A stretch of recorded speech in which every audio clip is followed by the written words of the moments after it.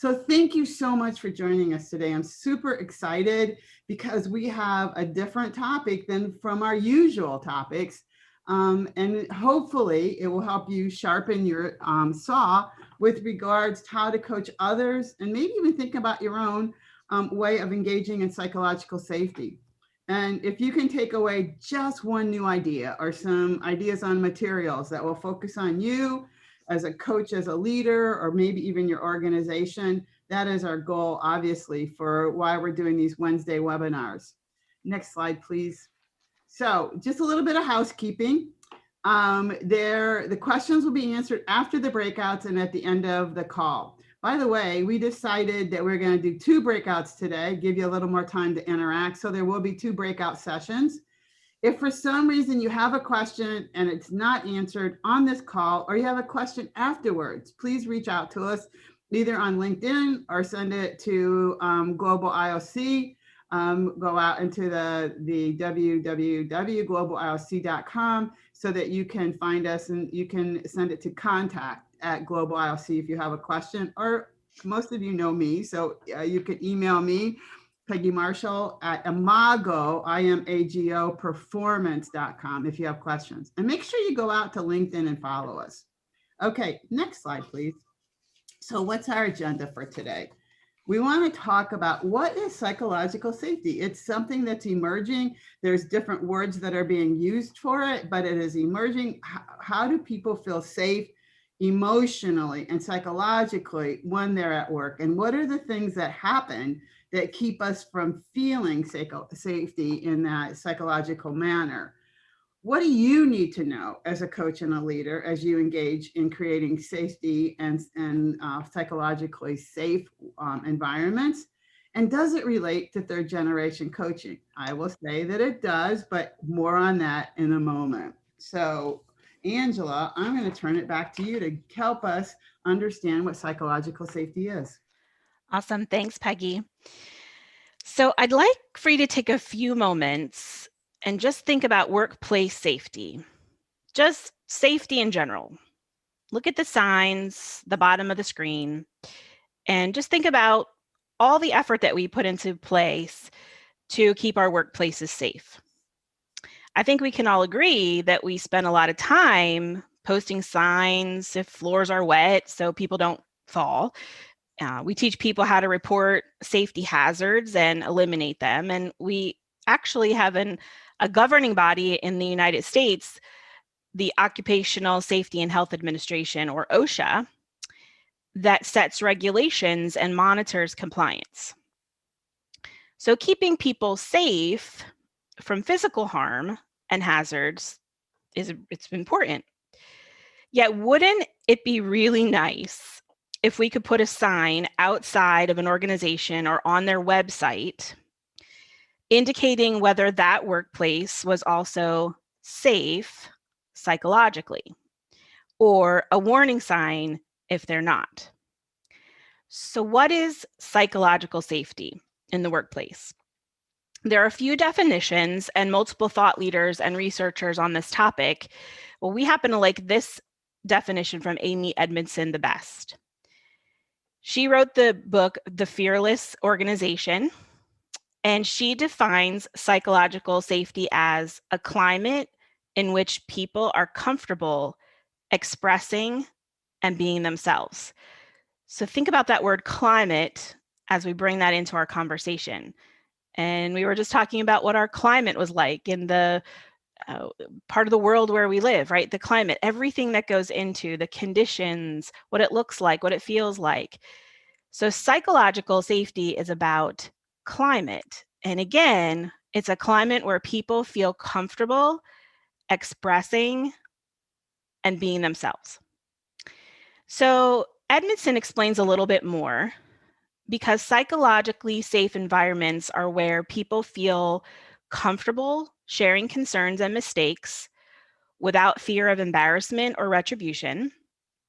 It's where they feel confident that they can speak up and they won't be humiliated, ignored, or blamed. And it's also where they know they can ask questions when they're unsure about something.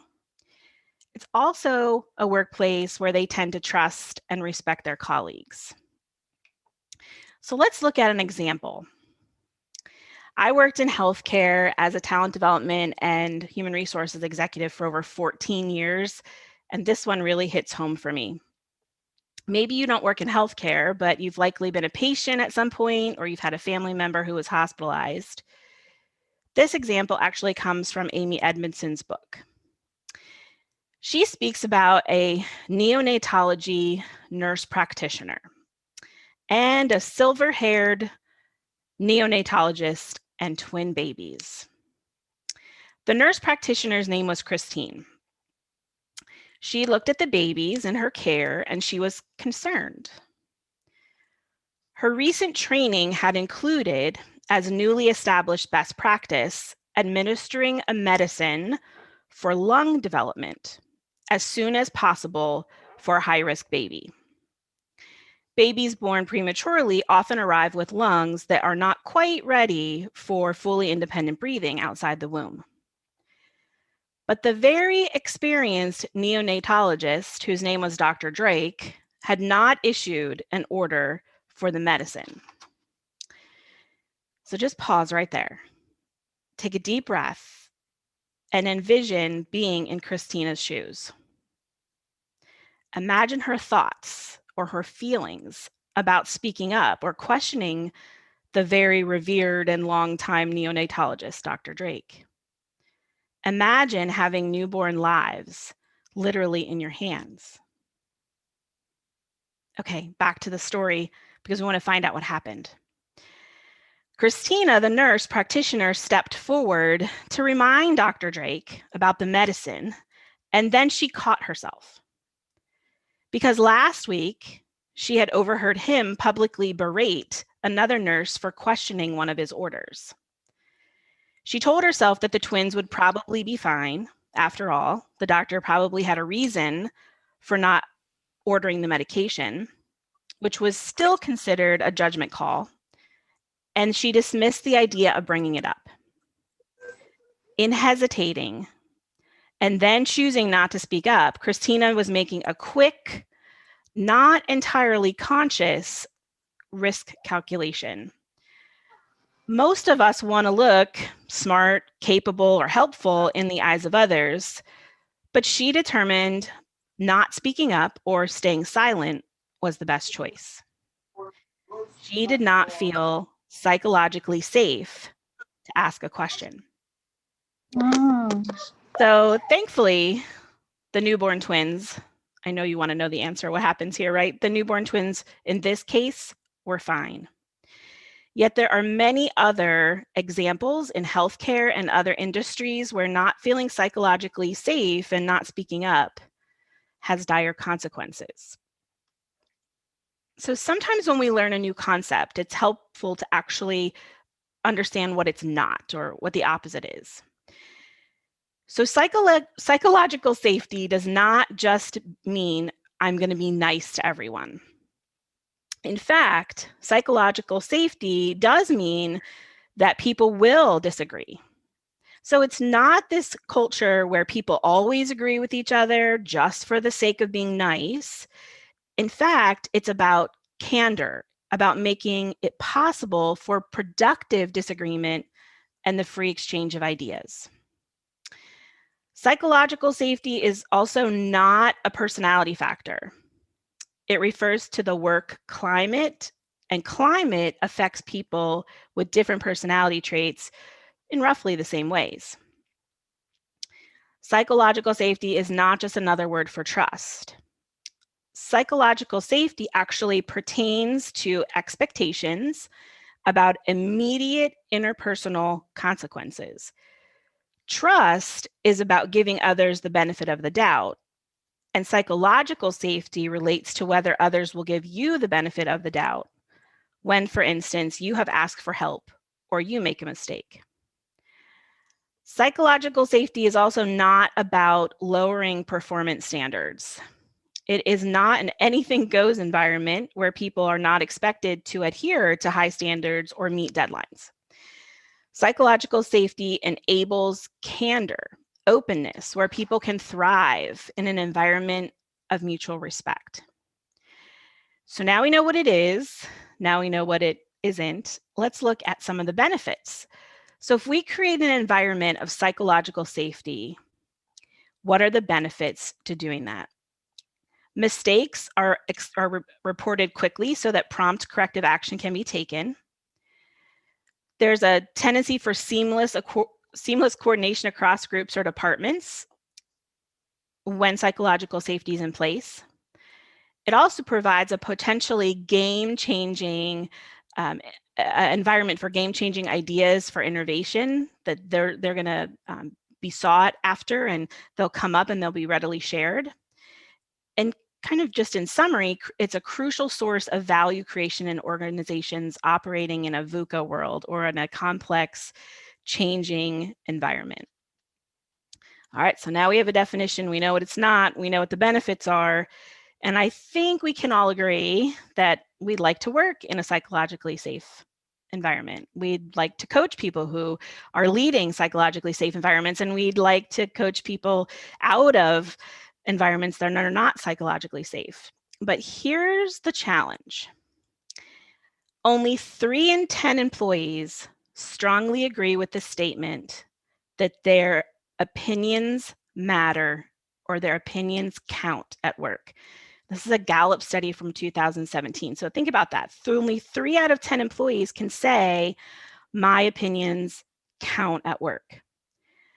So it's easy to buy in to having and working in a psychologically safe workplace, yet only 30% of employees say they agree with this statement that's really a determinant of psychological safety. So we want it, but it's not happening in all of our workplaces.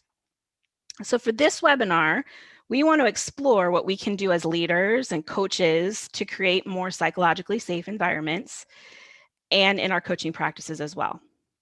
So let's go, because we've got a lot of work to do according to this statistic. So we're going to start off here early in our webinar and have you participate in one of 2 of our breakout conversations. So the questions that I want you to be thinking about as you go to breakouts are on the screen.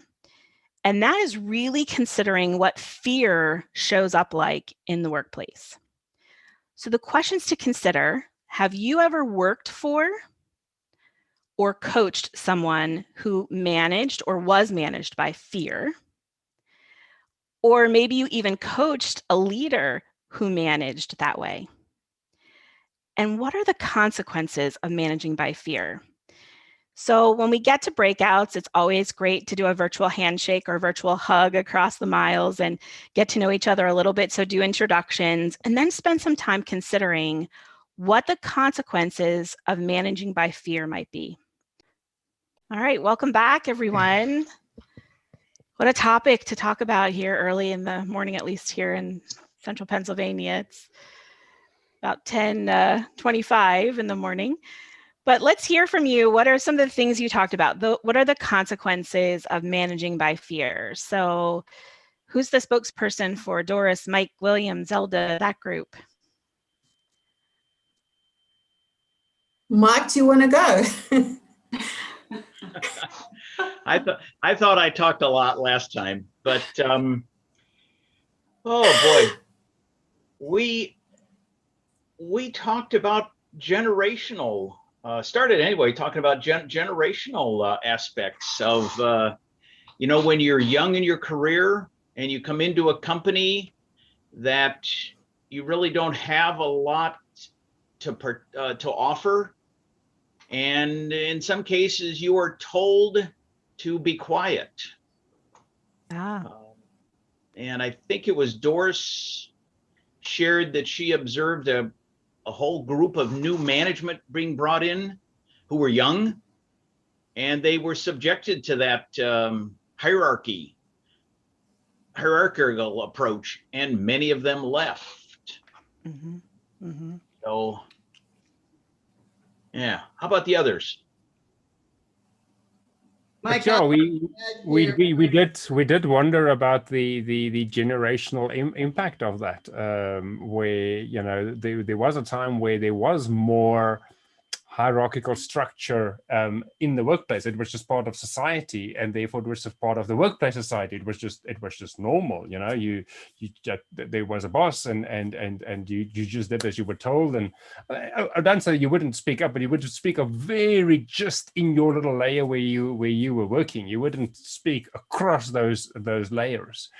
Where Doris was making the point that if we sort of look at, you know, the workplace today, you know, those layers are not there, and anybody speaks to anybody whatever they feel. Very different. Mike, I'm going to add, and Willem, to your comment, that when I was in one of my early jobs, I was invited to a meeting with a senior vice president and a vice president, and I was told not to say a word. Don't say a word unless we ask you something, right? And, you know, I was in charge of an occupational medicine program, and I had the communication with our members, with our clients, right? And the two other gentlemen in the room, they had no interaction with clients. And so it comes back to what Angela said earlier in this presentation, that you lose vital pieces of information when you manage by fear and tell people not to speak up. So good thinking. And the words that you used were like subjected, told not to. Yeah, but even so, I'm still thinking there's a difference between that, because it was an understood and accepted societal norm, because we were brought up like that, even, you know, even through our school system and our societal norms at home and so forth. And that was not necessarily fear in an overt manner. There is also a difference to where fear is really practiced in an overt manner, where it goes towards abuse. That's still a completely different animal. I think I hear you, but I really want to point out that when somebody tells you not to speak up in a meeting, and yes, that was kind of part of parenting in that age group, but at the same time, the fear was, if you do speak up, you may not have a job. Yeah, sure. So there is a consequence that wasn't, if you speak up, it's going to be okay. It was, if you speak up, you might lose your job. It's true. All right, awesome conversation. How about Carolyn, Robert, and Pat? What did you all talk about? I can start, and then we can follow up. So from my perspective, I started off by saying, like, yes, working with a client that was fearful, yet I think it was more about the internal fear of speaking up, young, up and coming, high potential leader, right? And trying to differentiate, well, is it a workplace psychologically unsafe environment, or is that fear coming from within? Right, balance that out. And then, and then Pat talked about two examples that he had. One is working in a church where it was a very candid environment where everyone was comfortable speaking up, yet on another hand, with some of his family members who work in a hospital setting, very much that it was psychologically unsafe. Okay. And then Robert gave us a little bit of an aha moment, the way he said, fear is an emotional reaction that requires an emotional response. So as a coach, emotional response as opposed to trying to logically coach that, right? Mm-hmm. So Robert, Patrick, is there anything you'd like to add? I say you've got it, Carol. Awesome. So a lot of what you're describing is kind of culture, and, you know, a church, it might look this way, and a hospital, it might look this way. And that's going back again to this climate or this culture that we create. So moving on and bringing that awesome conversation and learning with us, what you described or what you thought of, even through a generational lens, and all of those strong words that you described, like subjected or told, and the consequences, and again, those different cultures, all of that pretty much describes the opposite of the fearless organization, or the opposite of psychological safety. So we tried to kind of dig into what fear actually means. And thanks so much for helping us paint that picture. So workplaces can be full of fear, or they can be fearless, as Amy Edmondson writes about in her book. And one of the reasons that so few people say that they work in a psychologically safe workplace is that there are still many leaders who still believe in management by fear. In essence, Edmondson explores fear and how it limits our ability to take action and think. So being psychologically safe would mean having no fear or being fearless.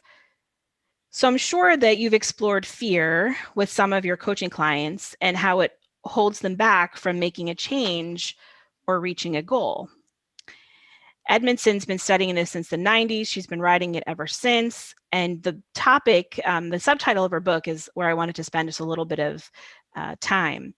So looking at that, creating psychological safety in the workplace for learning, innovation, and growth.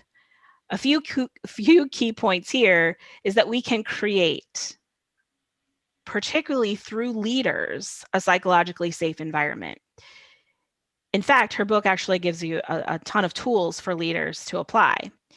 So that means that we can take steps, we can take action to create a psychologically safe workplace. So these workplaces that are psychologically safe do not happen by chance. And we know that successful organizations know what it takes. They know the steps to take to be psychologically safe. And looking at the subtitle of her book, just for a little bit longer here, the words learning, innovation, and growth. So when we create these workplaces, when we create psychological safety for learning, innovation, and growth, that sounds a whole lot like coaching to me. Learning, innovation, and growth, isn't that what we want for our coaching conversations? But hang tight, we're getting there. So how do leaders create psychologically safe workplaces? As business coaches, we're going to have to help leaders create psychologically safe workplaces. Part of that is teaching leaders how to create a culture, how to learn from and destigmatize failure. So we need to reframe the way we look at failure. And because fear of reporting failure is such a key indicator of an environment with low levels of psychological safety, how leaders present the role of failure is essential. So leaders need to help people learn from failure and not berate those who make a mistake or report an error. Also, this reframing the role of the boss comes into play. So when we,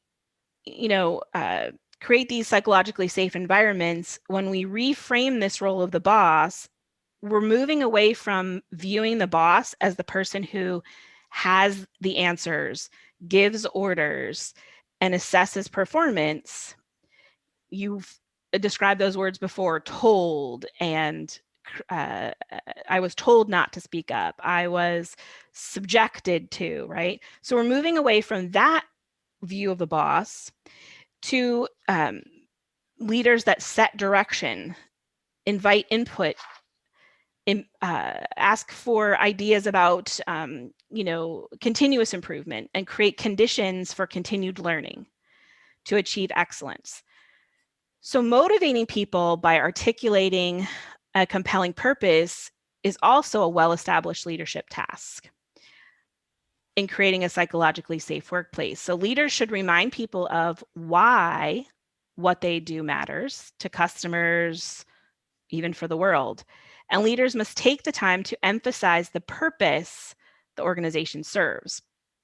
And another way that leaders create psychologically safe workplaces is designing structures for input. Leaders must find ways to elicit employee input, things like focus groups, one-on-ones, town halls, regular meetings. And because leadership is key to creating psychological safety, let's spend just a little more time on this topic and what leaders can do to create this climate. So consider your own leadership. Consider the clients that you coach who are leaders, and consider the clients you coach that might not be working for leaders who create psychological safety. Many managers, both consciously and unconsciously, still believe in the power of fear to motivate. They assume that people who are afraid, either of management or the consequences of underperforming, will work hard to avoid unpleasant consequences, and that good things will happen when they do perform. Yet we know that fear is not an effective motivator. It actually inhibits learning.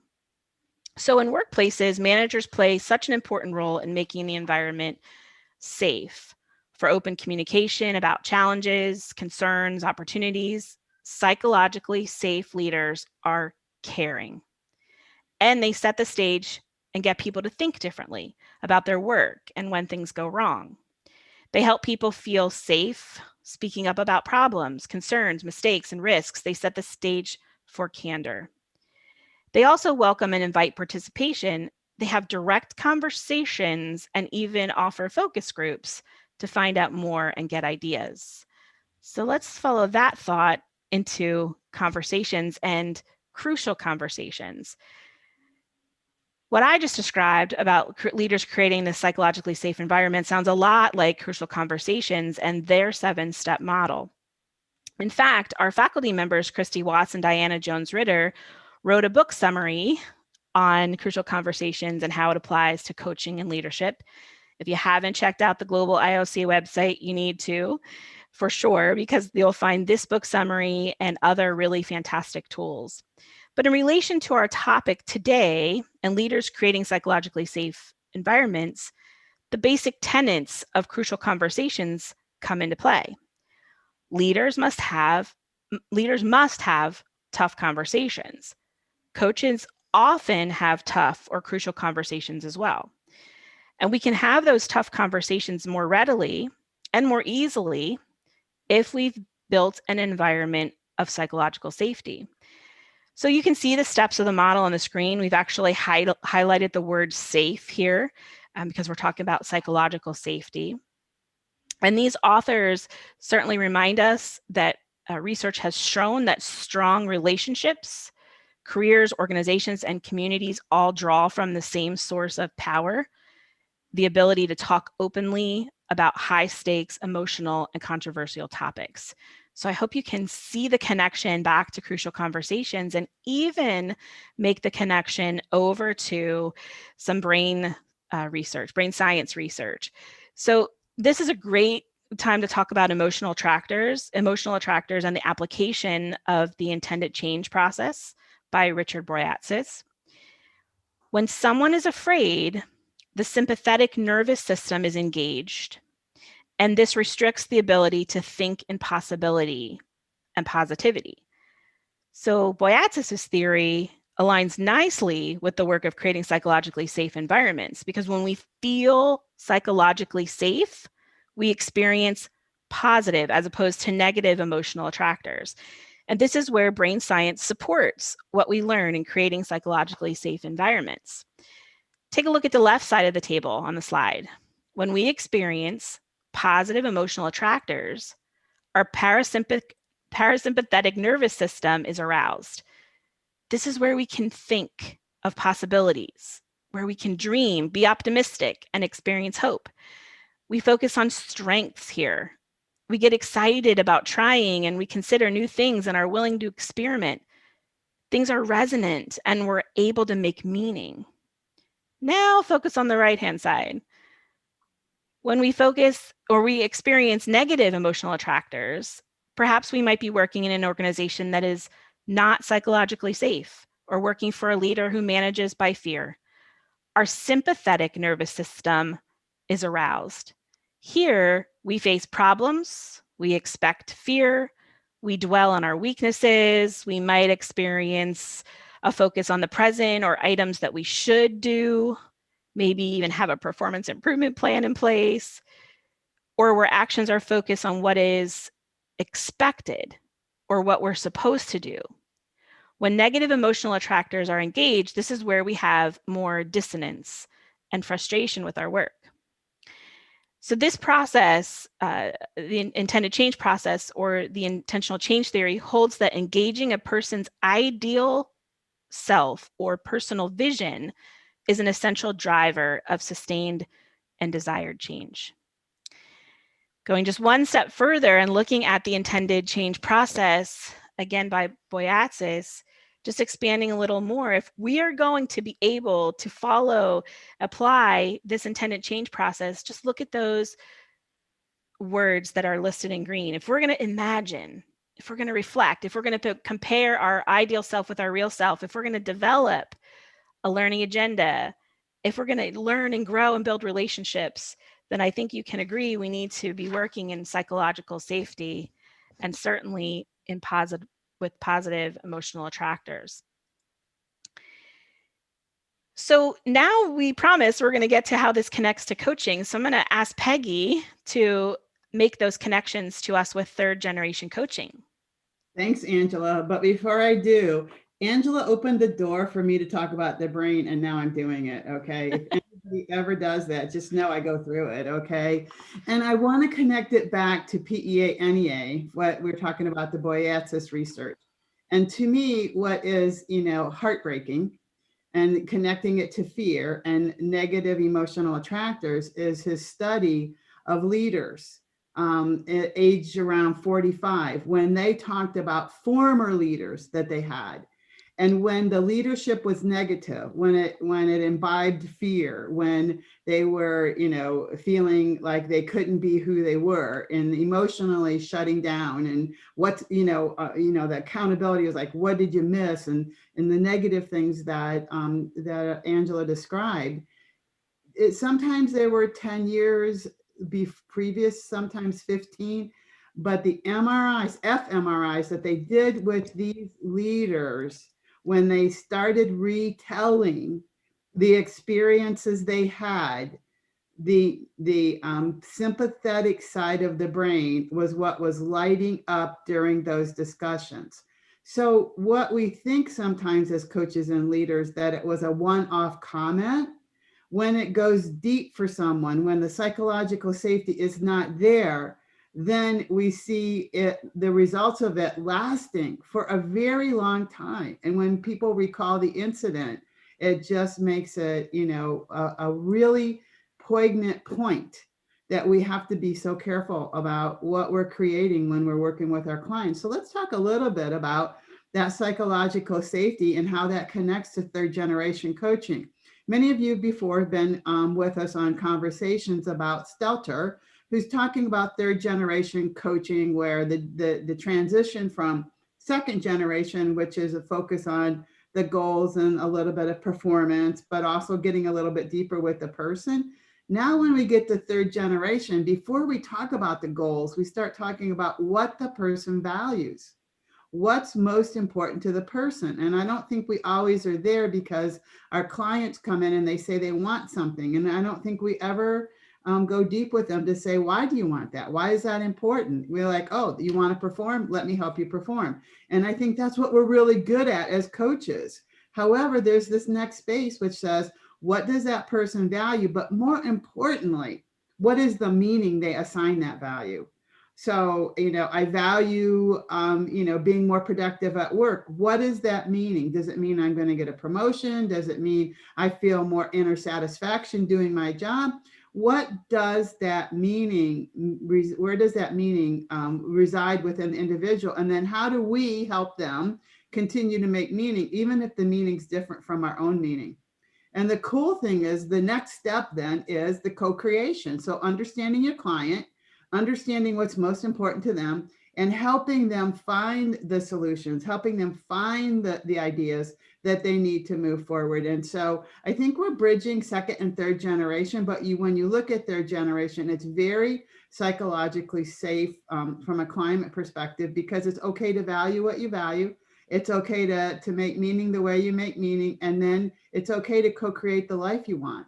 So we make this okayedness about it.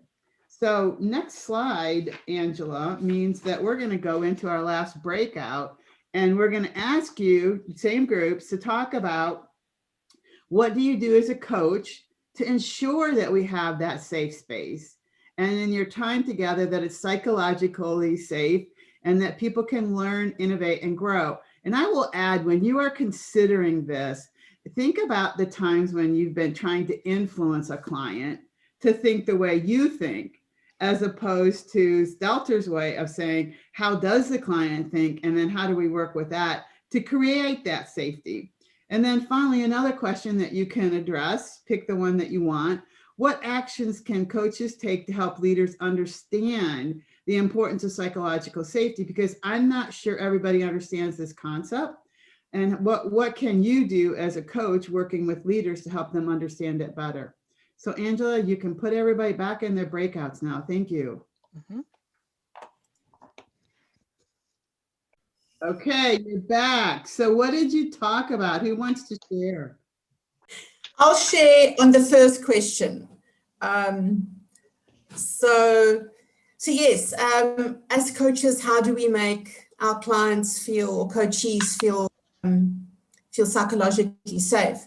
And I just mentioned a recent example of today. We had an introduction session. I had an introduction session with a new client, and it is just that focus on letting them speak, making them feel comfortable, that whatever they say is okay. And it was quite interesting because she's an expressive, probably a high I on the disc, and she really just started talking, and then she started apologizing. So obviously the business culture is almost saying to her, you are being too candid. So I think as coaches, it's important that they can feel that they can be candid and it's okay. Also, the reflective listening and without judgment. Now, we're all humans, there's always judgment, but really to focus on accepting the perspective of the client. And then as Doris was saying, they must get the story out. They must feel free to get the story out.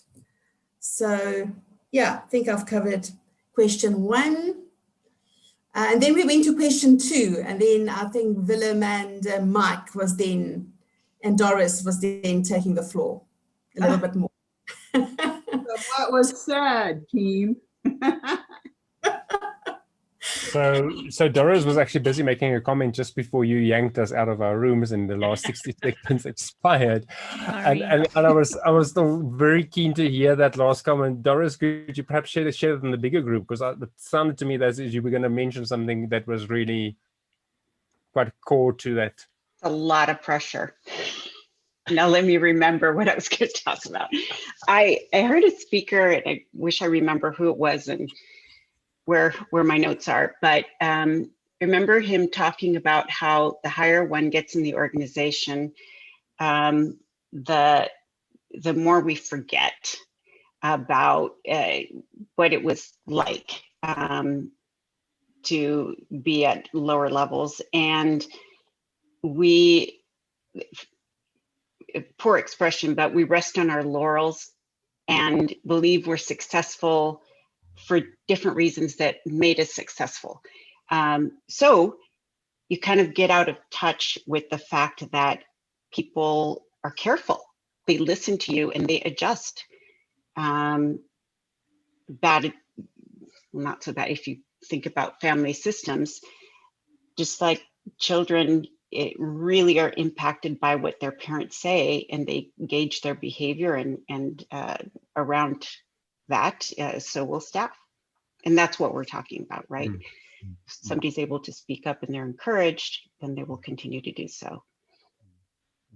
Doris, I like that, what you just said, and I'm going to add, and if Zelda wants to weigh in here, please do. We had a chartered call yesterday, and we were talking about ethical fading, and we were talking about the concept of euphemism, right? And so, if you talk to leaders, they would say that they were creating safety, psychologically safe environments, but they would call them, this is just a business decision, and what we're doing. And so we use words now to say, it's almost gaslighting in my mind, that you're not really experiencing unsafe. We're going to use different words that say it is safe. And so what you're experiencing and what I'm saying are disconnected, but I'm the leader. So thank you for sharing that, because I think the further along you go, it feels safe to you, but not safe to your directs. Awesome work. Okay, other group, what do you want to say? Remember, I can see you.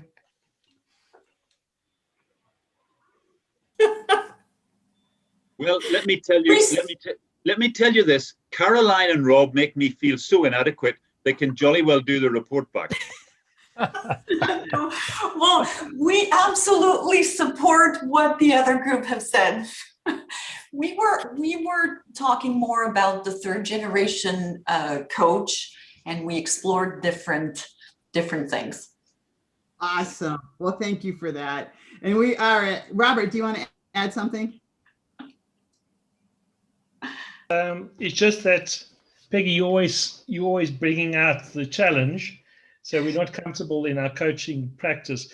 Starter is phenomenal in how he's defining meaning, with the client giving the meaning. And the client is really the focus. And so it's not about the coach, it's about the client. But the challenge is that coaching is attractive to people that want to fix things and want to help people and we're born into a world that we think we can fix and make better and reorganize and sort. That's what drives us. And so we have to learn a language that's foreign to the one that we know. And it's completely different. And so the challenge is to face the courage, which is an emotional space of awareness, management, and mastery, of growing into that deep listening and being present. So thank you very much for today. I thought Angela did a wonderful job. I could quite comfortably spend hours as a coachee with her being the coach, and felt a great sense of trust and safety in what she shared. Thank you very much, Peggy. That's awesome. Angela, can you take it? Yeah. So I want to echo what Robert just said. I think Angela did a fabulous job. I think walking us through this gave us some really big insights about how we can work from our own perspective. Quickly with the wrap up, don't miss, in 2 weeks, we're going to talk about unwinding the thinking spiral, and Ursula is going to guide us through that. And then on March 10th, I'm doing something on motivation from 3 lenses: motivating yourself, motivating direct reports, and motivating teams. And I'm going to be using the work from Kelter on the art of the impossible and some pieces in. And then I'm going to be talking about undue influence. So it's my new hot topic. It's my new hot button. And Robert opened the door for me to say that. As coaches, we sometimes unduly influence our clients. Don't forget to go to Global IOC. There's blog articles weekly, sometimes at least twice a month. There's the communities of practice where you find past webinars, as well as you'll find this one, articles on thought leadership, communities of practice, and then we have events coming up. And if you or somebody else wants to gain a certification, our associate business course starts February 17th. Say that fast. Our advanced business coach course starts February 16th, and our master business coach course starts March 1st. They all lead to designations with the Worldwide Association of Business Coaching. Thanks to all of you for coming and participating. And tell your friends, we have amazing Wednesday webinars that are free to the public. So please help us promote the webinars. Angela, anything you want to say in closing? No, just thanks everyone. It was a pleasure learning along with you today. Thank you. Bye-bye.